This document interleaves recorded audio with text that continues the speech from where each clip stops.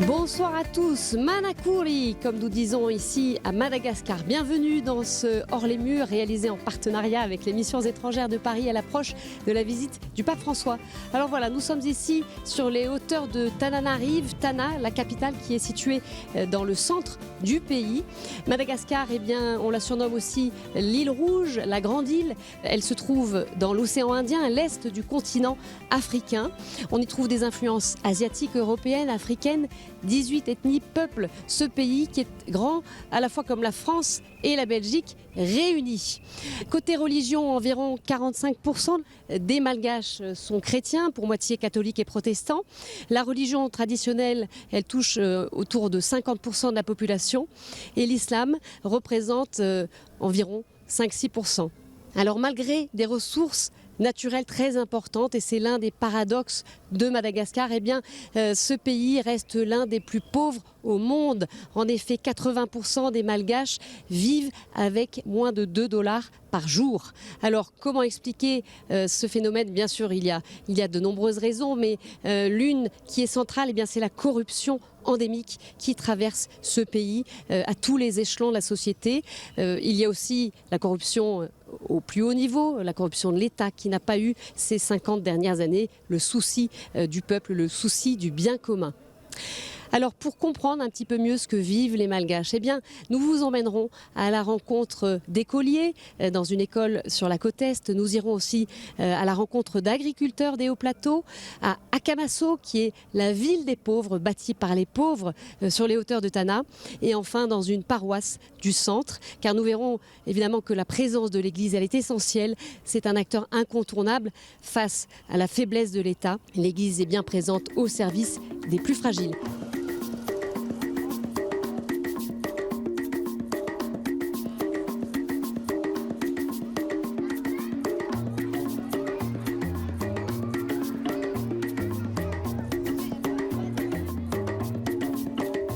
L'un des premiers défis à Madagascar, c'est l'éducation. En moyenne, un enfant malgache sur 2 ne va pas à l'école.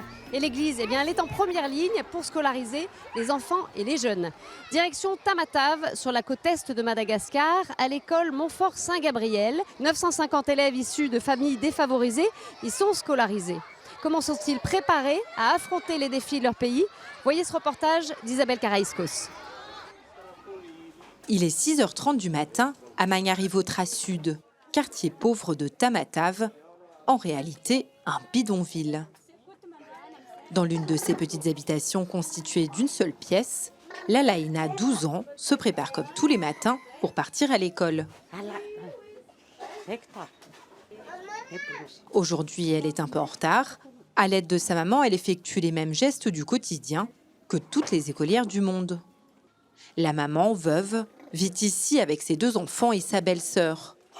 Pour cette vendeuse de rue de petits matériels de couture, l'école, c'est une véritable source d'espoir.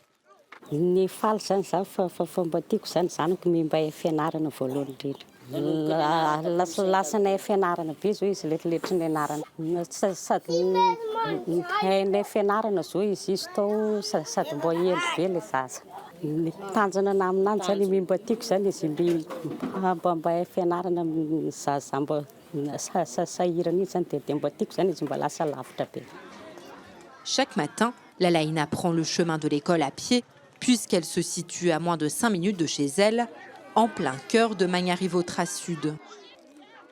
5000 personnes, dont la moitié seraient des enfants, vivent dans ce quartier ultra pauvre.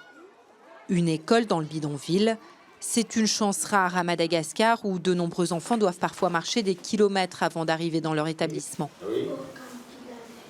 L'organe de la vue, c'est l'œil. Comme Lalaïna, la grande majorité des élèves de Saint-Gabriel viennent du quartier. Ici, les écoliers apprennent à lire, écrire et compter. Puis le programme du collège s'aligne sur celui des établissements Saint-Gabriel en France, avec des cours d'histoire géo ou encore d'éducation civique. Mais à Saint-Gabriel, on s'adapte aussi à ces enfants issus de l'extrême pauvreté, aussi bien économique que culturelle. Un véritable défi pour les professeurs qui enseignent ici et qui sont ponctuellement formés par des coopérantes venues de la congrégation française. D'abord, on est enseignant aussi pour aider les élèves en difficulté, premièrement. On fait tout nos possible pour éclaircir le champ le plus possible aux élèves. Il y a un esprit de solidarité ici dans cette école. Il y a aussi des élèves qui sont venus sans rien manger à l'école. Dans ce cas-là, on partage les goûters. On demande aux autres de partager. La transmission des valeurs de solidarité et de fraternité compte parmi les nombreuses missions de Saint-Gabriel. 120 élèves de l'école sont aussi parrainés par des écoliers des établissements Saint-Gabriel en France, un système solidaire qui marche. L'établissement, qui a ouvert il y a 6 ans avec une unique classe, compte aujourd'hui 950 élèves, du CP à la 4e. Avec près d'une cinquantaine d'élèves par classe, l'établissement permet tout de même d'offrir à ses enfants un havre en plein Magnari-Vautrin Sud. Nous, on choisit surtout des quartiers pauvres pour faire des activités, pour faire ressortir des gens de leur pauvreté, mettre debout ces gens. Mettre ces populations debout, c'est aussi d'abord leur expliquer l'intérêt de la scolarisation. Car à Madagascar, de nombreux enfants aident les parents au travail. Alors que la plupart des écoliers du pays travaillent une partie de la semaine, ici, les parents ont été convaincus du bien fondé d'une scolarité complète. Pourtant, lorsque l'établissement a ouvert la première année, la moitié des enfants ne finissaient pas l'année scolaire. Aujourd'hui, la quasi-totalité d'entre eux suit tout le cursus proposé par l'établissement. Les parents, quand ils ont vu que l'éducation qu'on donne aux enfants, ça l'aide aussi dans la famille. Parce qu'à l'école, on applique depuis 2-3 ans ce qu'on appelle éducation à la vie et à l'amour. Quand les enfants reçoivent cette éducation à l'école, ils racontent à leurs parents l'importance de l'éducation, l'importance de la vie familiale. Une éducation globale salutaire et qui reste la seule porte de sortie possible dans un pays rongé par la corruption et la pauvreté. L'avenir de Madagascar repose sur l'éducation des gens parce qu'il y a des répercussions dans les élections. Les gens qui n'étaient pas à l'école, on peut les manipuler facilement par les propagandes. Et s'ils passent l'école, qu'ils comprennent ce qu'il faut, ça va améliorer la vie politique et économique à Madagascar. Avec l'espoir d'un avenir meilleur pour ces enfants, s'étend aussi l'expansion de l'établissement. L'école bâtit de nouveaux locaux pour accueillir d'autres enfants de Magnari-Vautrin Sud. Et ce n'est pas tout. Saint-Gabriel ouvrira l'année prochaine une classe de 3e. Et voilà, nous sommes dans la cour d'un collège de la capitale où je retrouve sœur Elsie Massieu, qui est responsable de l'orphelinat pour filles d'Anjomakeli, situé à une vingtaine de kilomètres de la capitale. Ma sœur, bonjour. Bonjour Stéphanie. Alors ce reportage qu'on a vu d'une école dans une ville importante, Tamatave, est-ce qu'il est à l'image de ce qui se vit dans l'ensemble du pays au niveau des écoles? Est-ce qu'on en voit beaucoup des écoles comme celle-là à travers le pays? Il y a beaucoup d'écoles comme Saint-Gabriel à travers le pays. Après, je vois qu'il y a beaucoup de missions catholiques où il y a des écoles liées avec la paroisse. Donc, ça donne c'est une grande importance pour les élèves, pour les étudiants. Je vois que c'est très important pour le pays, l'éducation. Et l'éducation change tout. Donc, non, plus en plus, il y a des écoles en ville, mais je vous dis encore, il y a beaucoup d'écoles qu'on doit commencer en village, dans la périphérie. Comme Pape François dit toujours, aller vers la périphérie, aller vers les plus pauvres. Nous avons une grande mission à aller quitter la ville un petit peu, aller vers la périphérie pour commencer l'école. Et justement, ces périphéries malgaches, elles manquent d'écoles aujourd'hui. Dans la brousse, c'est difficile de trouver des écoles. Oui, je peux vous dire, par exemple, on a une communauté d'Ansirabé, 45 km dans le village, vers le village. Il n'y a pas de route. Il y a 14 km, on doit aller à pied. Les enfants qui vont à l'école, 4 heures en marche. Parce qu'il n'y a pas d'école. Donc, avec l'aide de Cœur du Monde, Association Cœur du Monde de France, Association Amitié Madagascar de France, nous avons construit 2 écoles. Donc, il y a 128 élèves dans une petite école. Après, il y a 7 endroits, le petit village qui nous demande encore de construire l'école parce qu'il n'y a pas d'école, il n'y a pas d'enfants qui vont à l'école. Ils sont dans le champ, avec l'élevage, avec la culture. À l'âge de 14 ans, 15 ans, ils sont déjà avec un enfant. Donc, ils ont besoin beaucoup d'écoles dans le village et aussi la réparation de la route.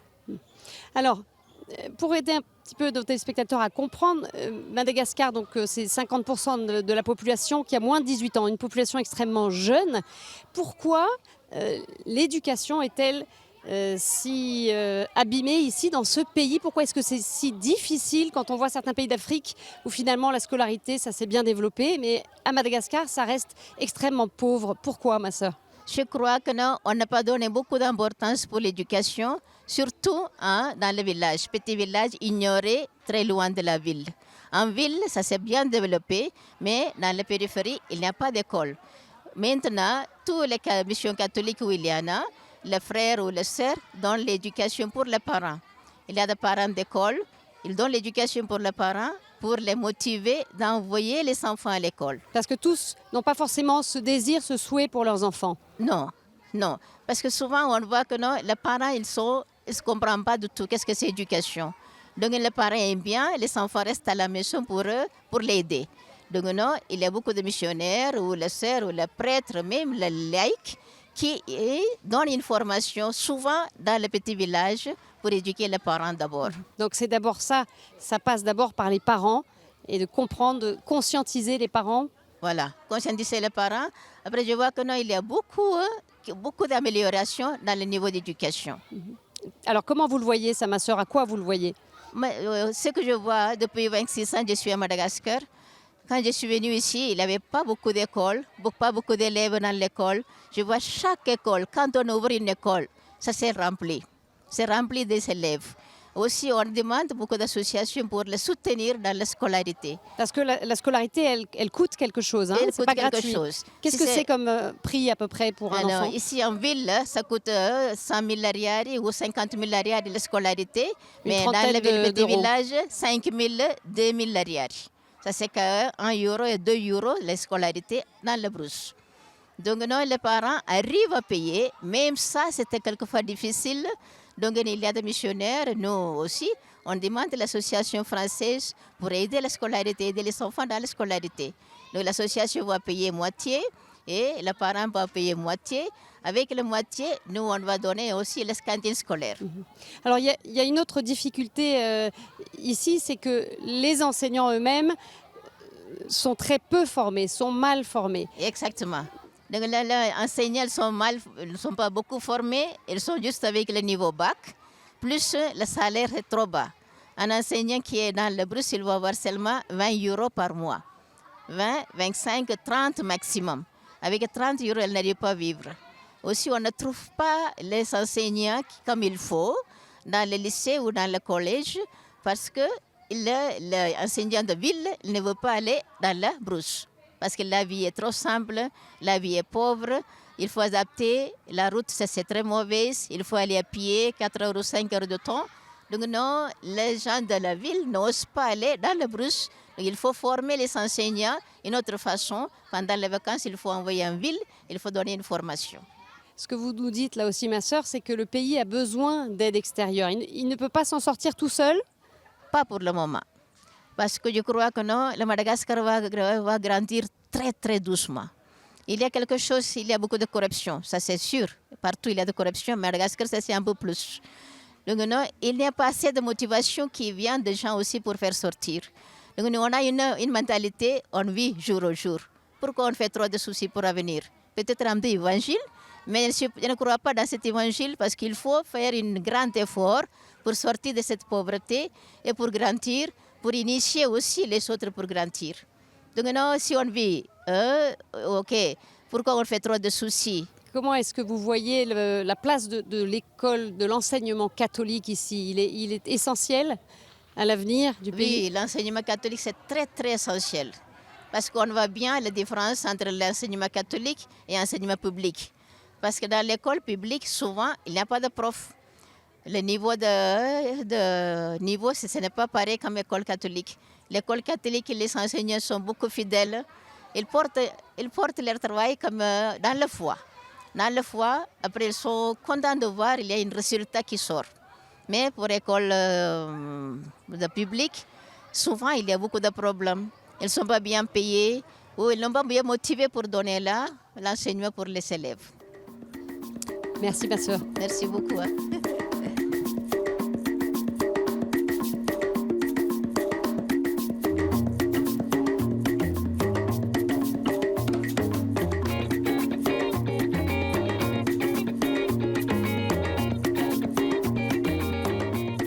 Un autre visage de la pauvreté, c'est l'agriculture. Madagascar est en effet un pays rural. 80% des Malgaches vivent dans les campagnes. Mais depuis le début des années 70, l'État a délaissé les paysans. Conséquence, la productivité agricole est faible. Les paysans sont très pauvres. Il faut importer régulièrement des produits essentiels comme du riz, de la farine, du sucre, des produits laitiers ou encore de l'huile. Le développement de l'agriculture est donc un enjeu essentiel pour l'avenir du pays. On va tout de suite rencontrer des paysans pour découvrir ce qu'ils vivent, leur réalité dans la brousse et aussi les mesures concrètes, les solutions pour améliorer le quotidien. C'est un reportage de Sybille Delettre.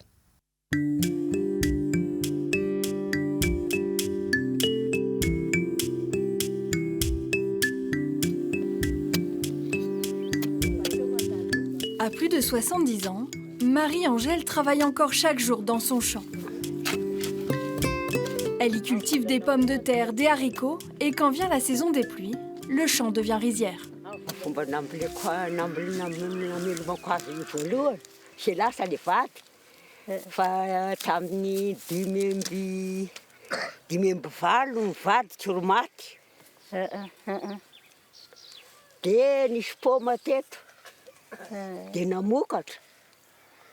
Dia azahoanay omby ankiroa, ankitelo. Dia rehefa nonanay, rehefa miditra ny septembre, dia azoko midy le omby, dia izay ro velomanay.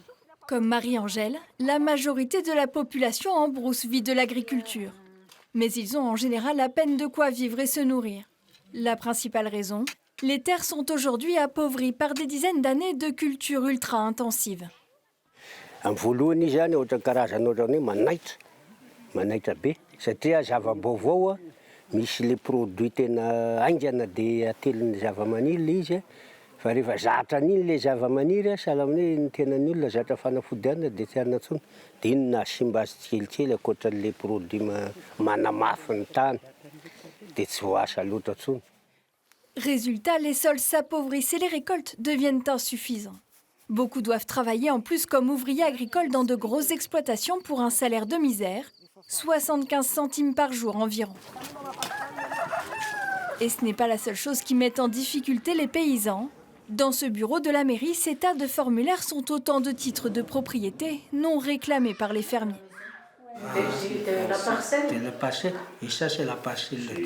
Mais la plupart des paysans sont analphabètes et fuient toute démarche administrative. Et ces titres coûtent de l'argent, 3000 arriérés, une journée de salaire d'un ouvrier agricole. Le gens n'a pas ce certificat, ça veut dire qu'il n'a pas le droit d'avoir le terrain, parce que si on dit que c'était encore un terrain public. Et aussi, le très grave, c'est qu'il ne peut pas donner à ses enfants.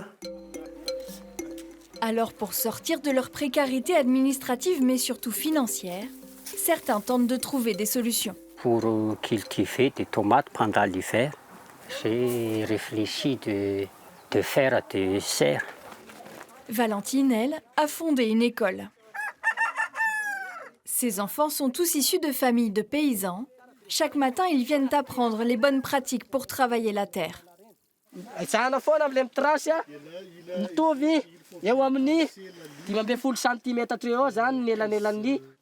Grâce à ces jeunes, les paysans reviennent aux habitudes d'antan et rendent leurs terres plus fertiles.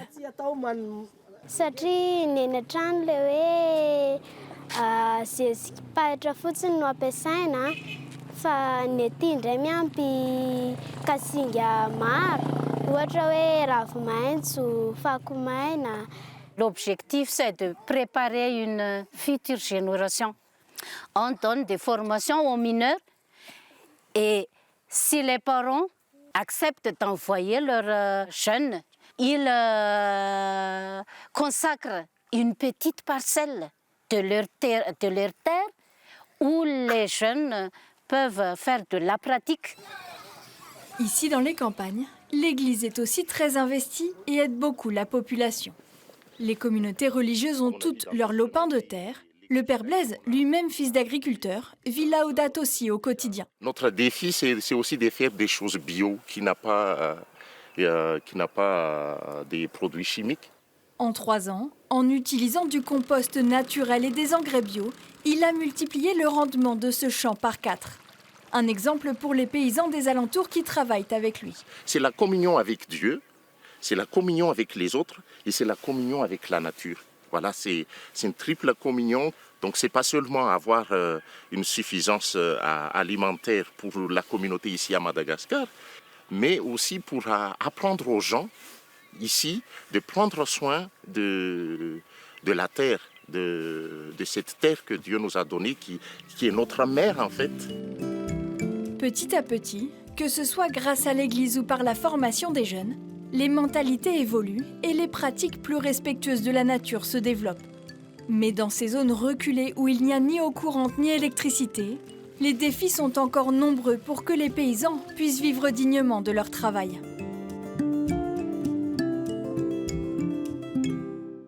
Et je retrouve Lanto Andriamamonji, qui est responsable du bureau de coordination des actions sociales pour le diocèse de Tananarive. Bonjour. Bonjour. On l'a vu dans le reportage, les défis sont extrêmement nombreux. La vie du paysan, elle est très dure. On a un peu le sentiment que c'est un peu l'oublié de Madagascar, le paysan. Est-ce que c'est le cas? Oui, vraiment, on peut le dire parce que c'est surtout les paysans qui souffrent de la faim à Madagascar. Donc on peut dire que c'est... le grand oublié.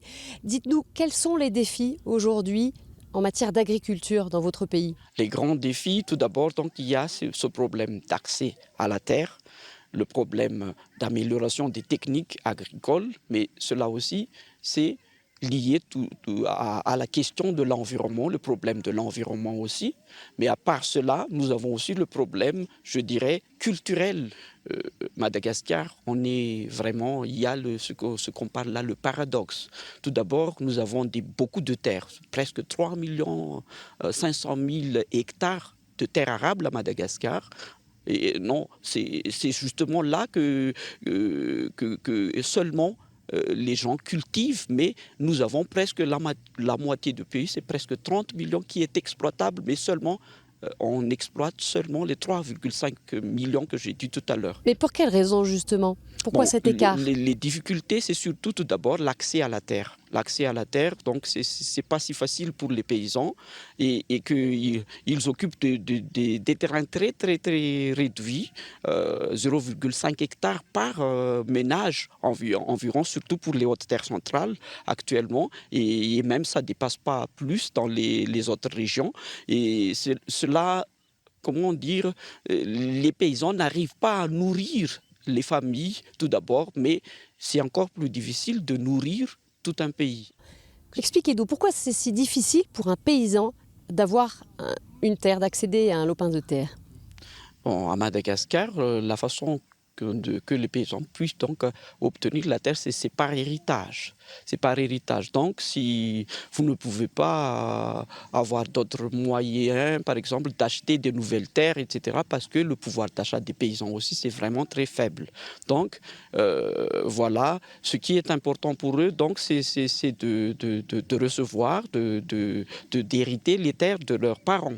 Et donc, ça réduit donc de génération après génération. Pourquoi est-ce que l'agriculture n'est pas une priorité pour l'État, alors que c'est là-dessus qu'il faudrait miser, puisque c'est un pays rural? Je dirais, je ne peux pas accuser l'État de ne pas prioriser l'agriculture. Peut-être, mais c'est peut-être une erreur de stratégie et peut-être aussi dans cette manque de vision et de connaissance de près des réalités de terrain, quelle est la cause profonde de cet appauvrissement du monde rural. Si on s'attaque à ce problème d'accès à la terre, je pense que ça va quand même améliorer. Mais il faudrait faire beaucoup de choses là-dedans, parce que si on ouvre les nouvelles terres aux paysans, il faudrait quand même aussi l'aménagement en matière d'infrastructure, les routes, la sécurisation, parce que la sécurité dans les zones où on peut produire aussi, ce n'est pas toujours si facile que ça. Donc il faudrait garantir tout cela. Alors il y a aussi un enjeu important dans le pays, c'est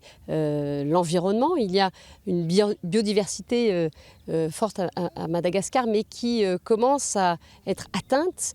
On pense à la culture sur brûlis, la déforestation, des feux aussi dans les terres pour les paysans qui ont besoin de pratiquer aussi ces différentes techniques pour survivre et pour cultiver.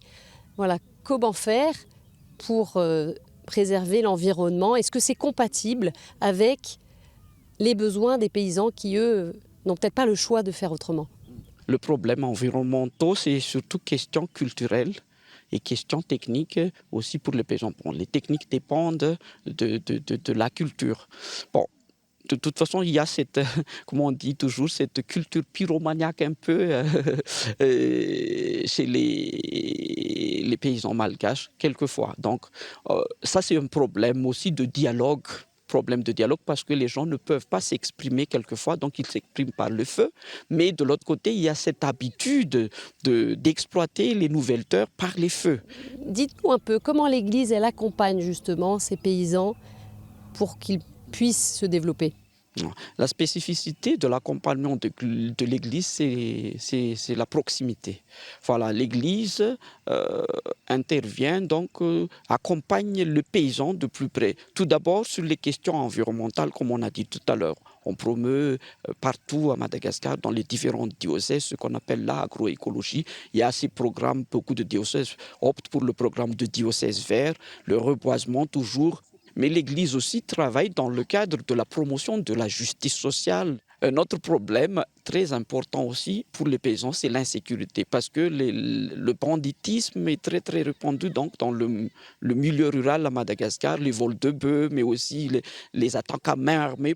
Et donc l'Église intervient là-dedans, c'est-à-dire, comme j'ai dit tout à l'heure, pour aider les paysans à s'exprimer, à donner la parole, mais en même temps, l'Église aussi soutient les petits paysans dans les fonds brousses-là qui sont loin et qui souffrent beaucoup de ce problème de banditisme. Et à travers les actions non seulement de la justice et paix, mais aussi des districts missionnaires, etc. Donc, pour promouvoir le dialogue social aussi, parce que ce dialogue social-là qui manque et qui crée les problèmes de mécompréhension entre les ruraux eux-mêmes. Et c'est ça qui crée beaucoup d'insécurité à Madagascar. Merci. Merci beaucoup à vous.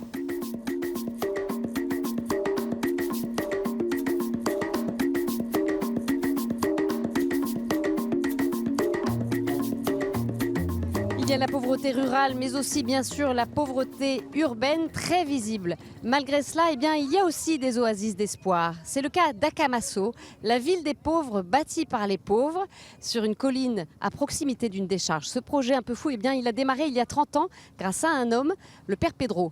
L'originalité, ce sont les Malgaches eux-mêmes qui sont au cœur de leur développement. Aujourd'hui, 25 000 personnes y vivent. Comment y sont-ils parvenus? Comment s'en sortent-ils? Voyez ce reportage de Geoffrey Defebvre.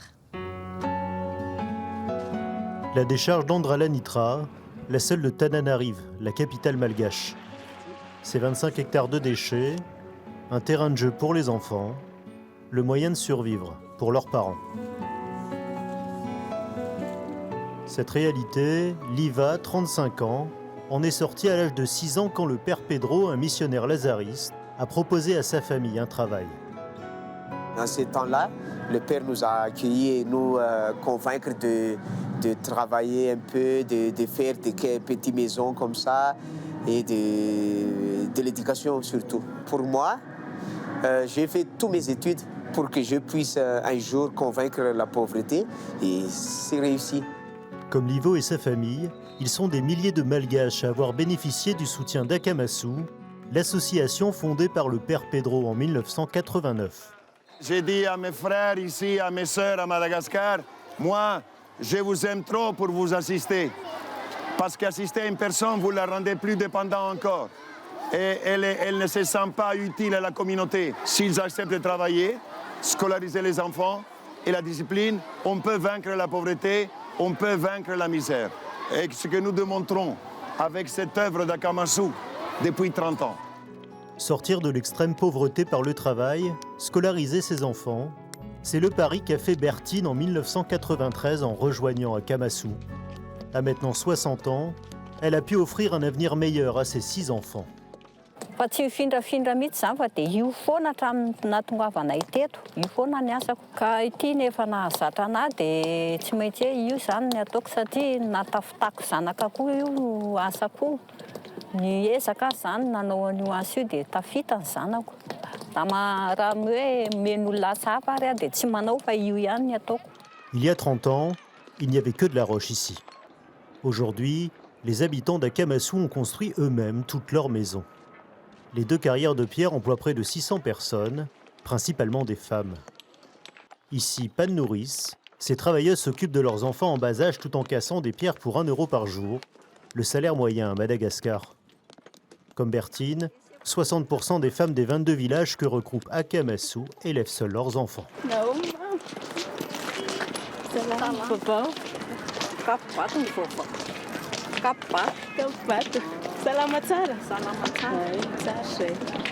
Véronique est la fille de Bertine. Son bac en poche, elle voulait devenir religieuse, mais le père Pedro la convainc de devenir sa collaboratrice. À 28 ans, elle coordonne les hôpitaux des 22 villages d'Akamasou. Ça va très bien. Nahoana aset? Atonotony aloha zao. Atonotony. Hoana marary? Tsy dia mbola betsaka. Vitsivitsy. Ny vokatra tsara hitako tamin'ny Akamasou dia voalohany indrindra ny fitondran-tena tsara. Dia ny asa koa tena anisany hoe manampy ny olona sahirana. Zavatra mahafaly anahy aloha voalohany indrindra dia ny raisy mopérapéra miasa aminy ary hitako tena nisy fiovana ny fiainako. Dia teo koa ny miankim-po amin'Andriamanitra. Satria raha mivavaka ianao dia hain'Andriamanitra foana ny zavatra ataonao. C'est au cœur d'un des villages que Toki habite avec sa mère, une de ses sœurs et ses neveux. Lui aussi a grandi à Akamasou. À 26 ans, il est le seul de sa famille à avoir suivi des études universitaires. Il est aujourd'hui enseignant et comme 50% des profs d'Akamasou, il a choisi de revenir transmettre son savoir.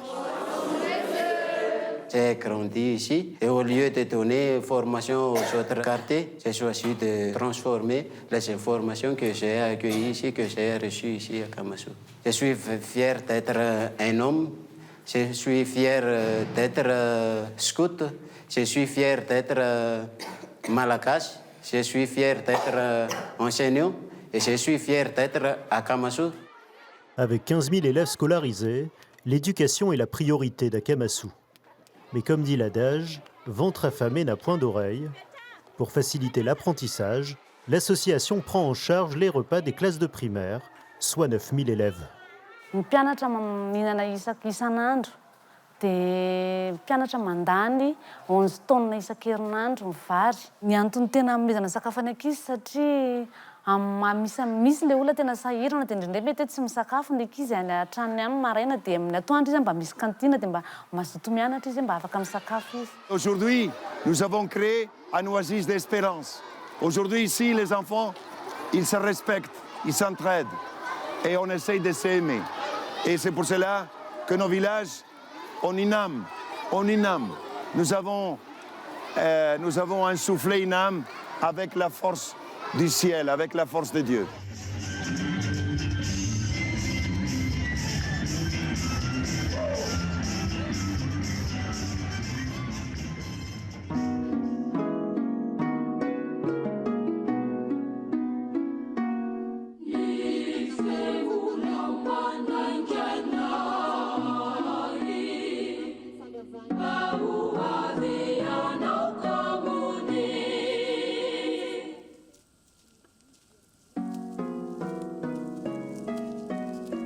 On va maintenant découvrir le visage d'une paroisse ordinaire dans le centre du pays, qui est la partie évangélisée à 90%, la plus évangélisée du pays. Direction Amboï-Barry, dans une paroisse rurale très étendue. Les fidèles font parfois jusqu'à 2 heures de marche chaque dimanche pour se rendre à la messe. Voyez ce reportage.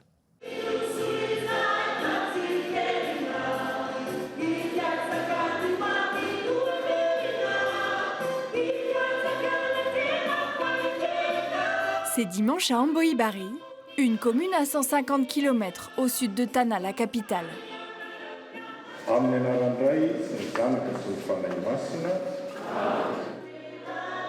Comme chaque semaine, la petite église du village est remplie pour la messe.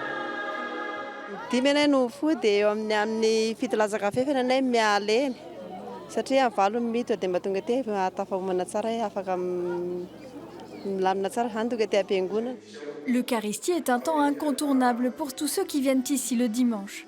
1400 fidèles font parfois jusqu'à 10 km à pied chaque semaine pour assister à la messe en famille. La foi est devenue comme une tradition familiale. Comme manifestation, première manifestation de cette foi, c'est la prière dominicale. Et ce matin, comme depuis quelques semaines, les paroissiens prient particulièrement pour la prochaine visite du pape François sur la Grande Île.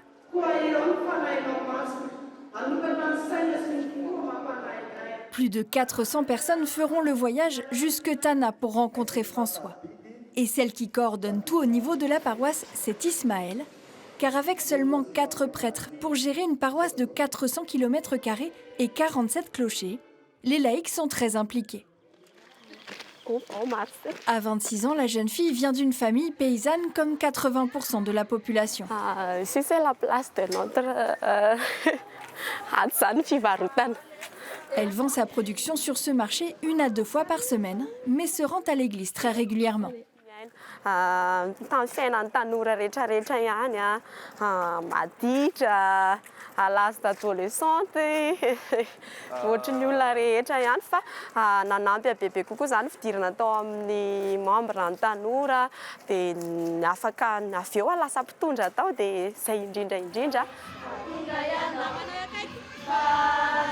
Elle fréquente notamment avec ferveur ce groupe de prière qu'elle encadre. Il existe une dizaine de groupes comme celui-ci, scouts, mouvement de jeunes, autant de moyens de faire en sorte que les paroissiens viennent dans l'enceinte de l'église plus souvent.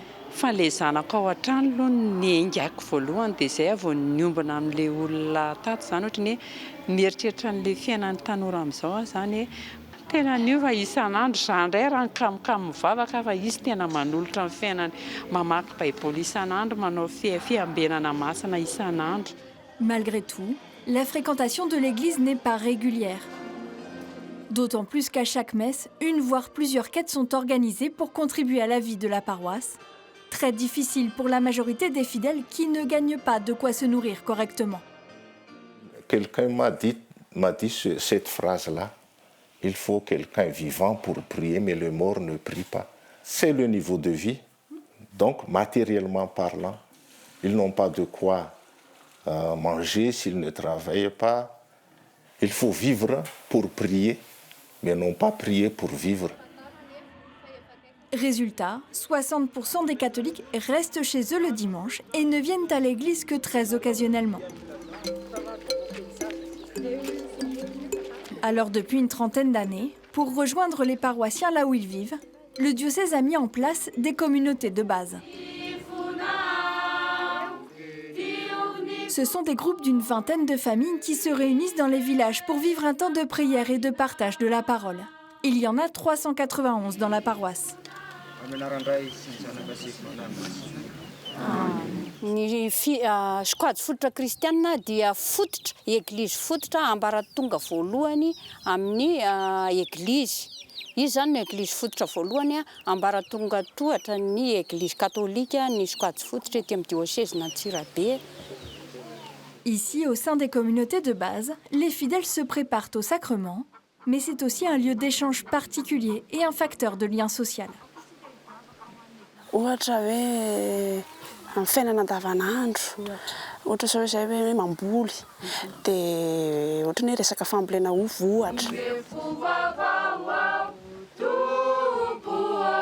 Ces petits groupes sont les poumons de la paroisse dans les villages alentours, un moyen de créer du lien et de faire communauté, et surtout d'impliquer les laïcs dans la vie de leur église.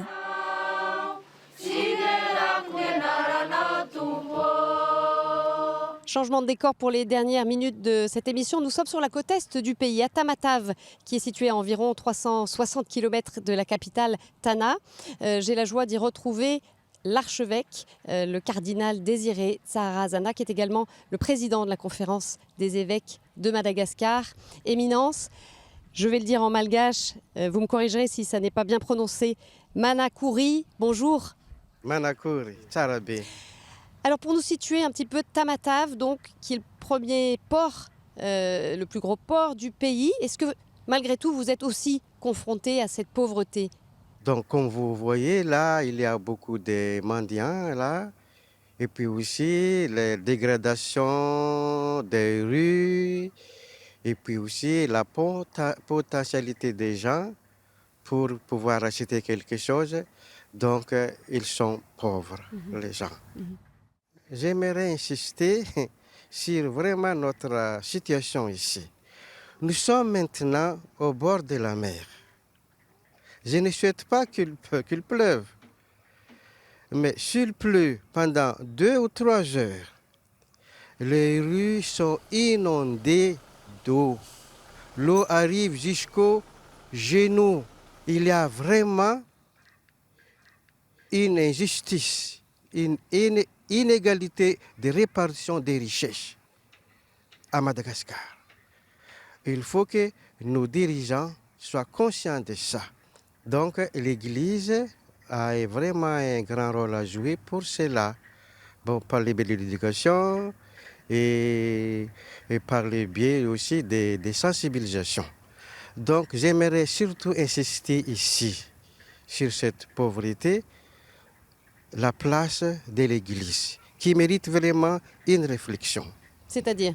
C'est-à-dire, la majorité de nos dirigeants, le grand nombre de nos dirigeants, nos politiciens, nos cadres, nos acteurs économiques, nos élus sont presque des chrétiens. Et pourquoi nous sommes si pauvres alors que nous avons tout? Nous sommes riches. Richesse sous-marine, richesse au point de vue agricole, richesse souterraine, les produits miniers, alors que nous sommes pauvres. Pourquoi, selon vous, Éminence, justement, pourquoi ce paradoxe d'un pays riche mais qui est pauvre et l'un des plus pauvres de la planète? Ça mérite vraiment, comme j'avais dit tout à l'heure, une grande réflexion. La tentation maintenant, c'est d'avoir des gains faciles, d'avoir de l'argent facile par le vol, par le mensonge, par la corruption. Donc, on va les sensibiliser à travailler. On va sensibiliser aussi les élus locaux, qu'ils prennent aussi les responsabilités, sensibiliser les gens, faire une association pour lutter contre ces vols-là.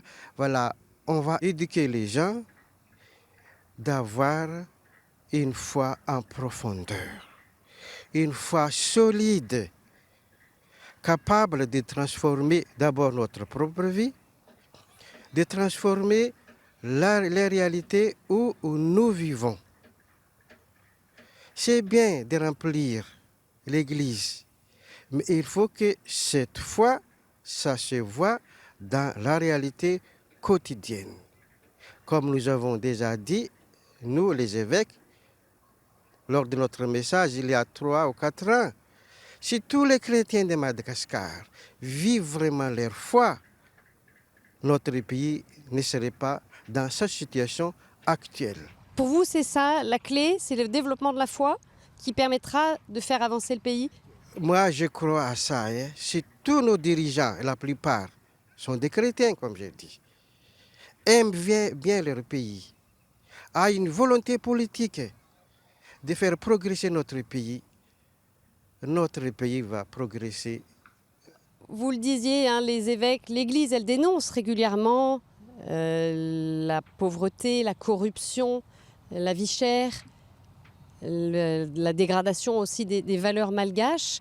Est-ce que cette corruption qui est endémique à Madagascar, est-ce qu'elle touche aussi l'Église? Malheureusement, on n'est pas épargné de cette situation-là. Et on sensibilise l'Église, les chrétiens et nous aussi de réfléchir sur notre manière d'agir. Il ne faut pas seulement prêcher, parler, mais il faut aussi vivre de ce qu'on prêche, de ce qu'on parle. Et puis aussi, on dit ça aux chrétiens. Il faut que nous vivions vraiment notre foi.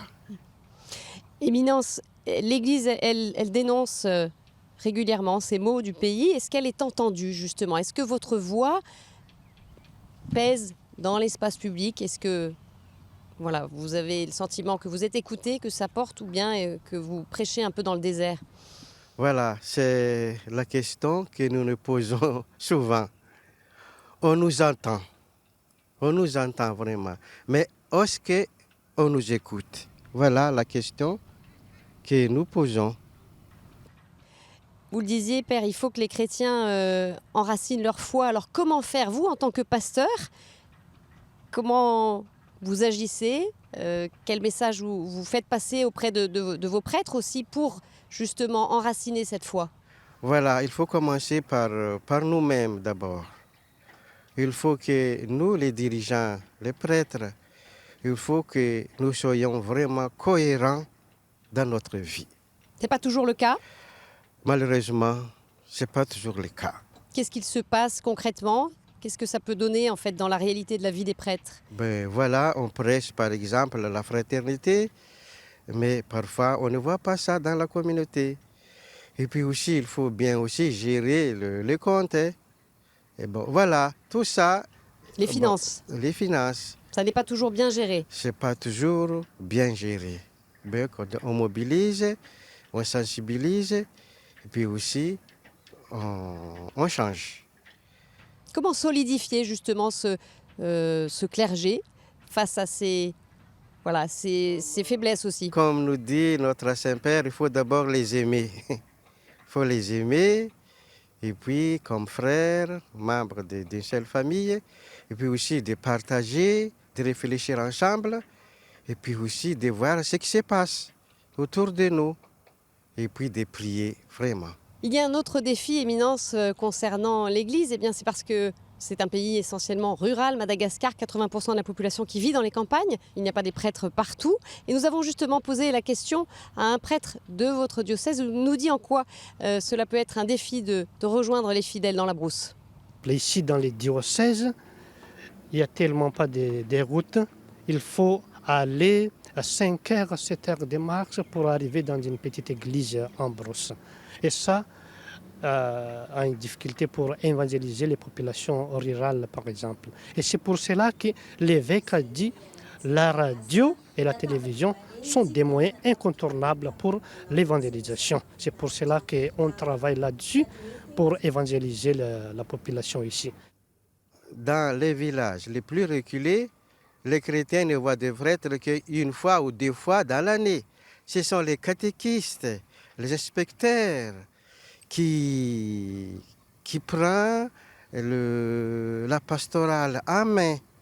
Donc, on forme bien les catéchistes et puis on se base sur eux pour nous aider à propager, à évangéliser notre diocèse. Donc, les laïcs ont vraiment des rôles à jouer. Merci beaucoup, Éminence. Merci beaucoup.